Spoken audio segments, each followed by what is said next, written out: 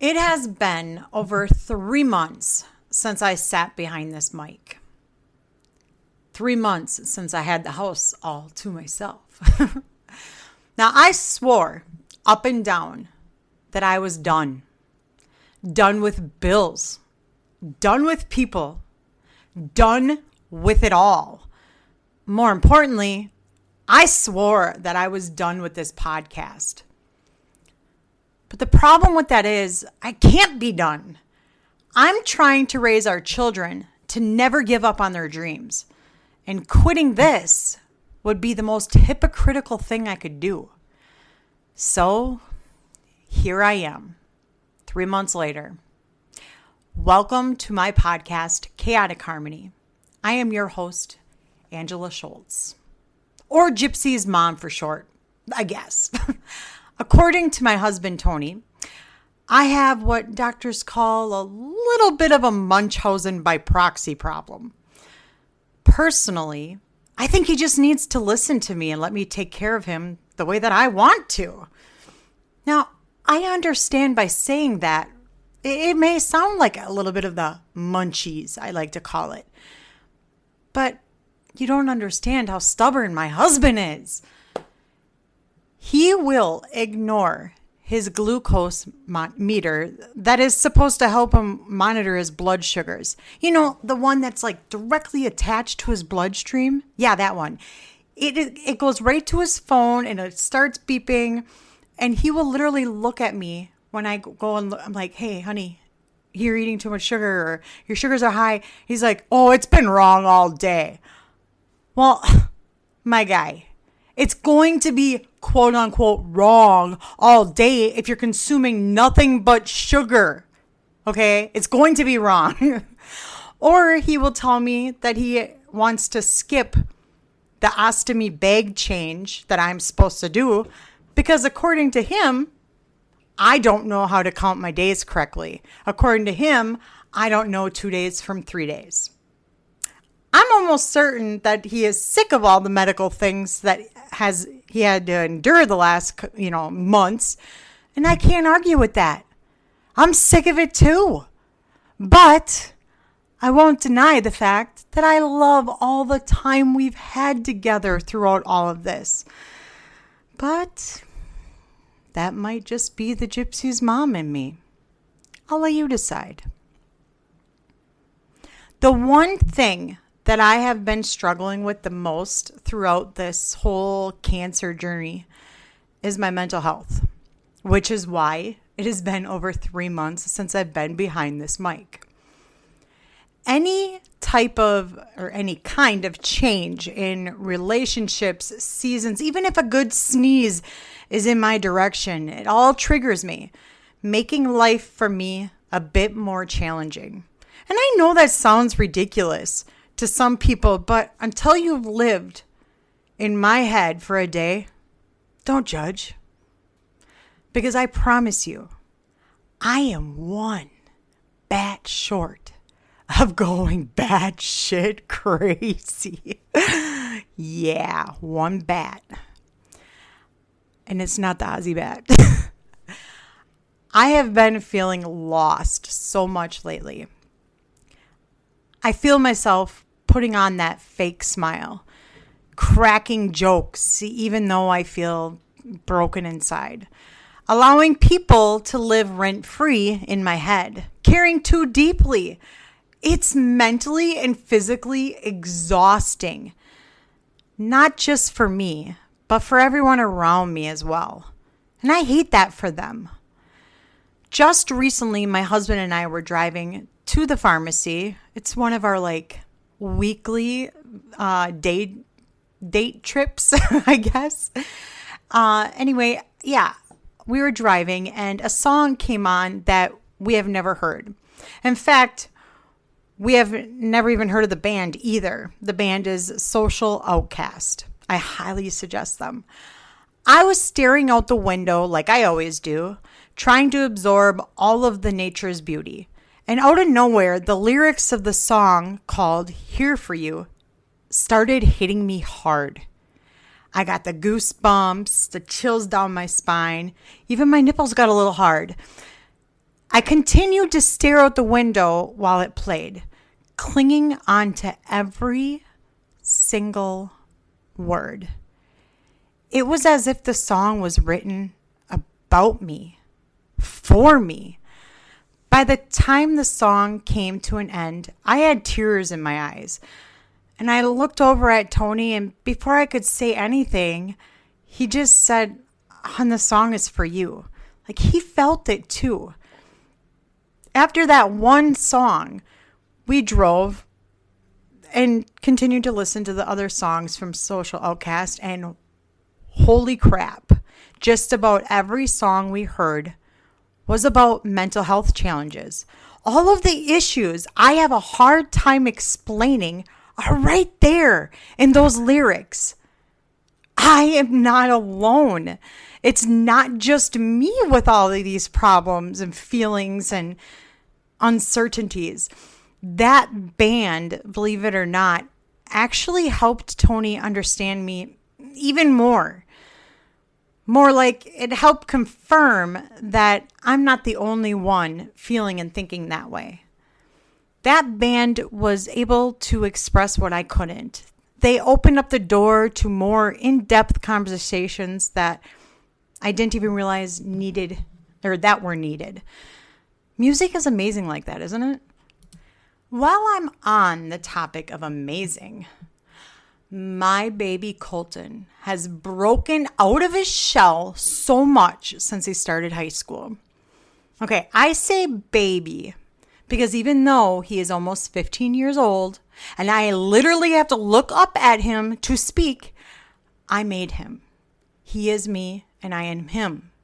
He is and will forever be my baby. That's also probably the Gypsy's mom and talking right there. Just saying. So anyways, Colton, my sweet baby boy, started high school with one chin hair, one single chin hair. It was a little curled up. Me being me, pointed out as one little baby chin hair. Now, old 8th grade Colton would have been super annoyed and walked away from me and marched to his room right then and there. But the new improved 9th grade Colton placed his index finger very slowly and gently on my chin and pointed out my chin hair. I wanted so badly to be mad at him at that point, but I couldn't. He even cracked a side smile. My heart was full that day, along with my chin. Yeah, that little fucker wasn't wrong. This menopause is kicking my ass. To date, my baby has grown more than 10 little chin hairs, one of them slightly longer than the rest. And he's now a few months into his high school experience. And I can confidently say he is making the most of it. He has joined jazz band, marching band, concert band, playing a new instrument. All of that is amazing to me because I was also the band nerd and I love it. But he's also making new friends. But the best part of it all, he's making memories and he's coming home with a smile. He's doing way better than I could have ever asked for. And that's amazing. So, yay! I love you when you hear this 10, 15 years down the road, baby Colton. Mama loves you. I know you won't hear it now because I'm annoying, stubborn, and most of the time you just ignore me. But speaking of babies, we recently found out that we are going to be grandparents for the 3rd time. Yay! I guess watching dad battle cancer can make a girl horny. Oh, I'm joking. I like the bad humor like that. We all know that it was just a back rub gone wild. We really don't like to think of our children that way, all right? Either way, we are excited for our Paidy and hope to have a happy and healthy baby. And actually, today is Monday, and we will find out in a few short hours what the baby's gender is. I think it's a boy, hoping for a girl, so we'll see. Our other 2 grandsons are doing amazing. Both of them think they are comedians, which they are. And one of them just recently called me a peckerhead. Yeah. So there's that. Yeah. That's the comedian in him, the Schultz in him. But I will say, he did call me a peckerhead. He said, Nana, you're a peckerhead. My husband started laughing his ass off. I, surprisingly, just ignored it, acted like it never happened because I didn't want to give him that gratification. And he's just looking at me smiling and trying to laugh because Bumpa is shaking the whole damn bed. But then I just let him go, and I looked at my husband, a.k.a. Bumpa, and said, Bumpa, you shouldn't laugh. And he's like, that's fucking hilarious. Well, about a couple minutes later, I'm in the kitchen, and Emmett is playing in the living room, and he goes, Nana? I said, yes, honey. I'm sorry I said that to you. And I'm like, okay. And I'm thinking, that little 4-year-old just spent 2 minutes or more thinking my Nana doesn't like me because she didn't respond. So I felt so bad, but I didn't want to give him that gratification that he called me a peckerhead. But here I am, giving him that gratification. Either way, it's all good. He meant good by it, whatever. So, have you ever thought, if someone looks at my Google history where I'm fucked? I never put much thought into that whole scenario until like a couple months ago. I literally said to my husband, oh my God, if the kids ever look at my Google history, there's going to be some questions and I'm going to have to answer them. So here's the story. Tony and I reached out to a local biker club called the Mob Bear Creek. Love you guys. And I asked them if they would help us with a benefit for our cancer journey. Our funds are extremely, very, very, very, very, extremely tight due to Tony not being able to work. Now, they are amazing and didn't hesitate, not 1 second, to help us. They ended up making posters and they gave them to us to hand out to local businesses and get raffle baskets and all of that.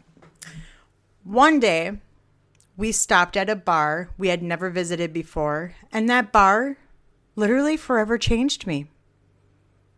The bar itself is pretty cool. It looks like the inside of a bougie garage. Now, this is coming from high-class trailer trash me. I would, like the bougie bar would be like a heated garage. Bougie garage would be a heated garage, and we, would have cute neon signs and stuff like that. My normal average garage, according to my high-class trailer trash, is more like dirt floors with a couple little tents, all right? So bougie garage is what it looked like.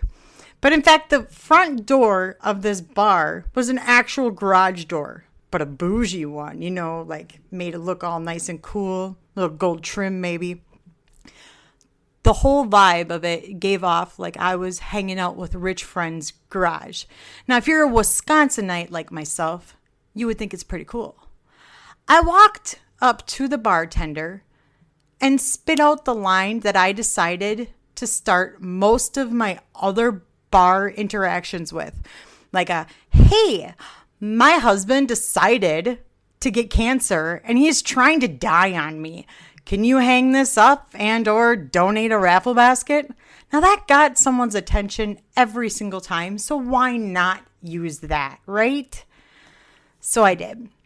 The bartender was kind of busy, but he did take the time to look at the poster. And he told me he would hang it up and tell his buddy that owned the bar about it, and he would get back to me about the raffle basket. He never actually got back to me, but that's okay. I thought we were now going to leave this bougie garage bar. So I turned around and started to head for our car. But Tony wanted to take a quick break from all of our running around. And boy, am I glad he did. Or am I? Tony sat down on the bar stool that was relatively close to the grill and oven hood. And I sat right next to him. That same bartender got our drinks, then leaned in and asked me a little bit more about our situation. Like, what kind of cancer does he have? Me, stage 3 colon cancer. By then, Tony lifts his shirt a bit and shows off his ostomy bag belt. He does this like quite a bit, to be honest, making me strongly believe that he loves to show off his extra butthole. Like, it's like his flex or something. Like, look, I have an extra butthole. But I also find it very funny, so I don't mind it. Keep showing that little butthole, baby. Now, the bartender then tells us many years ago, his friend had an ostomy as well. But when it came time to reverse it, the insurance refused to cover it. Now, my husband and I don't have insurance right now, so I felt that. Like, that's a terrible situation to be in. And I truly hope that we don't have any of those issues when it comes time for Tony's reversal. Because I'm sick of his shit. I want it reversed. So the bartender went on to tell us that his buddy had a similar benefit to help pay for that reversal surgery. But unfortunately, he didn't raise enough of that money. But his story somehow made it onto the news, and a private donor from Florida paid for everything. The bartender went on to suggesting getting like the local news involved or post our story on social media for more help. Now, I've done everything besides the local news. They don't need to get involved, but I have the social media and all that. So we thanked him. And honestly, I thought that was about it. And as far as that conversation was going to go, Tony and I took a few more swigs of our drink.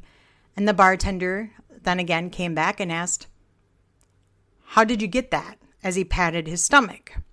Now I thought, that's a little strange, because I had already told him that it was colon cancer, and it also said it on the poster. So I repeated myself. Stage 3 colon cancer.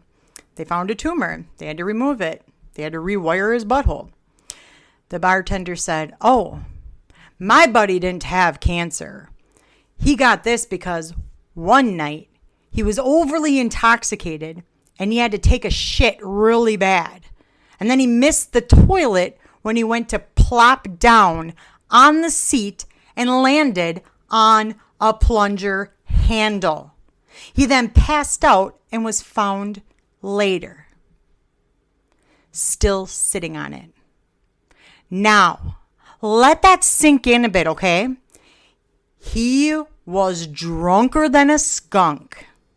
He had to take a shit.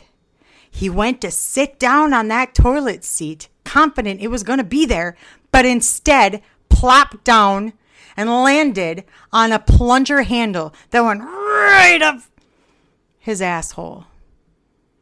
That handle was rammed right up there. And then he passed out right there to be found later. Phew. While that bartender told us that story, I felt my butthole clench like you probably just felt yours. And I felt that plunger like I do right now. I felt it with every fiber of my being. Immediately, I responded with a ugh and commented on how awful that must have been for his friend. Tony seemed to have been like just as disturbed as I was. Now, we left right after that, which is awkward. It was very awkward. Like, yeah, that happened. He sat on a plunger. Oh, that sucks. All right, bye. Like, that's awkward. But we did leave, thank God. And as soon as we got into our vehicle, I looked at Tony and I was like, I can't imagine having a plunger shoved up my asshole. The look that Tony gave me. I want to say it was like, where the fuck did you come up with this? Am I really married to a psycho? That answer is yes, honey. Yes. But I said, what the fuck are you talking about? That man we just heard about with the plunger. That's what I'm talking about. And he goes, well, I couldn't hear the bartender. What was he talking about? And I couldn't believe it. And at the same time, it all made sense. Tony didn't respond the way I did because he couldn't hear him with the grill and the oven hood right next to him. So once I retold the story, Tony said he was very thankful he didn't hear the story in the bar because of how he would have reacted. Oh, and this is where the Google search history comes into play. The bartender had said it was covered in the news, but I couldn't find it on Google. And I promise you, I put a lot of weird things into that search bar. Now there is something to learn from this story, guys. Okay, and this is why I'm telling you. Many things to learn. But the main one is the plunger. I am going to make damn sure there isn't a plunger right next to my toilet seat at all times. And maybe I should make a sign or just, something. I need something. I need someone, actually. It says be like, hey, if you're going to drink, take a shit first. Because that's the second thing. So make sure there's no plunger next to your toilet and take a shit first before you even drink. And then maybe we won't be like that guy. Okay? Both of those ideas sound amazing. Side note here, the benefit that the mob from Bear Creek did for us was a success. Many people showed up to show support and many new friends were made. The most exciting news that I get to share with y'all is my husband's Signatera test came back showing no signs of cancer. That's right. No signs. It was all in that they ended up taking it all out with that tumor, and 2 out of 10 lymph nodes were hit and those are gone. So there's no signs of cancer in his blood whatsoever. He whooped cancer's ass. Well, actually, cancer technically whooped his ass. They made it get rewired, but he fought back and won. I wish I knew what the next steps are, but I really don't, because one thing and I have learned since Feb 6, that's why I like to say like Feb 6. One thing I've learned is you can have all those appointments set up and know what the next steps are supposed to be, but are they really going to be? Because things change so very quickly. So yeah, I really don't know. Things change. All I know is we are close to ending another chapter in this cancer journey. And the best part is he got to ring the bell. I was so happy, so proud of us. I like to say us because it's us. We're going through cancer because we are, but mostly him, and he knows it. And we are very close to starting a new one. Like, once again, I like to say we, but I guess that's the Gypsy's mom in me. Yep. I guess I am Gypsy's mom. But that's okay. And I don't plan on changing it. And if I do, I'm dead. And that is a wrap. Thank you for tuning into my podcast. It means the world to me. It really does. Anytime I see one download, I get excited.